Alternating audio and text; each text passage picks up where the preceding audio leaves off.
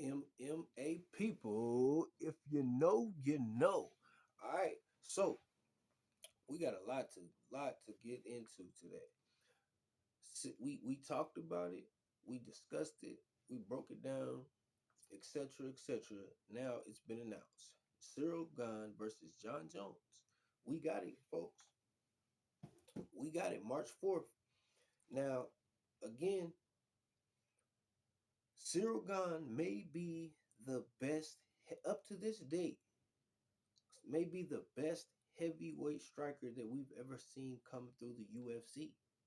The best stand up, the best.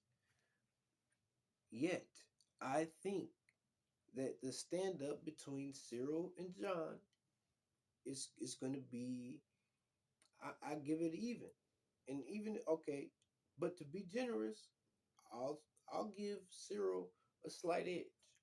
I'll give Cyril a slight edge just to be generous, because there's so much other things to go into it, a fight.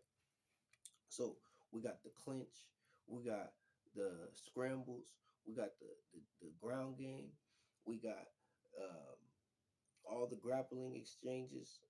Now, all of those things favor John. Going back, how did we get here? So Francis withdraws from the UFC, which we will talk about in another video. Okay. Now, John is saying that he's been training nonstop the last 3 years. Okay. The last 3 years. So, three times, what does he say? 2 times a day, sometimes three. All right. Now, you can take that for what it's worth. I do believe that he has been training at least the last 2 years, though, more than he ever has, which, again, you could take that for what it's worth as well. But a focused John Jones, whatever that means. All right. He is in shape and ready to go. Taking him at his word. He was ready to fight Stipe. That fight was on the table. Despite what Dana White says, he says, John Jones says the fight between him and Stipe was on the table at some point, and he did a training camp for that.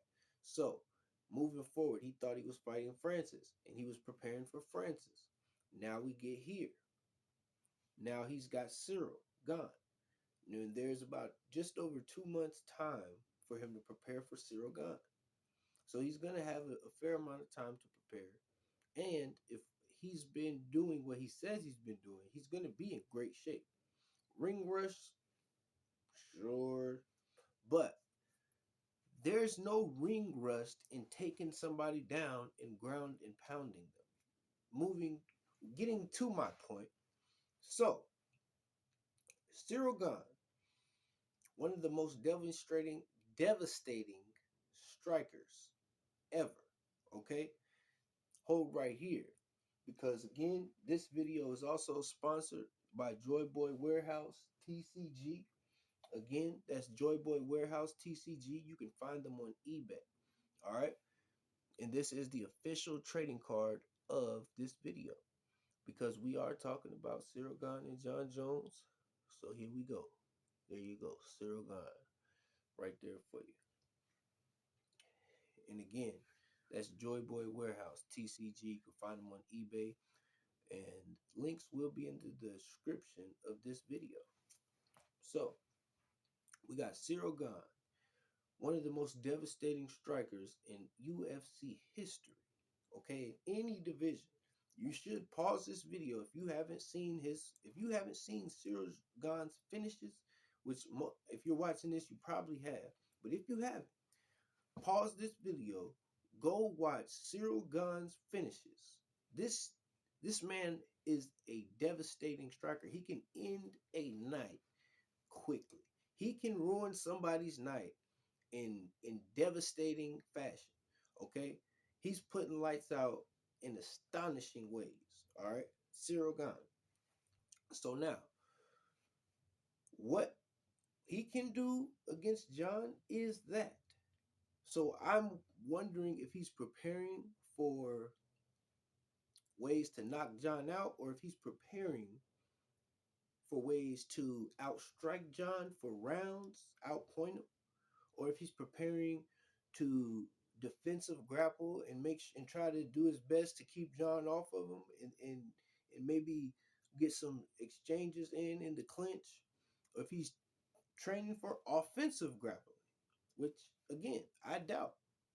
My assumption is he is training to knock John out because he does have that ability. Okay, but what else? What else does he have the ability to do as far as getting the job done goes? He could possibly outpoint John if this were a kickboxing match, but it's not. So, moving to my getting to my point,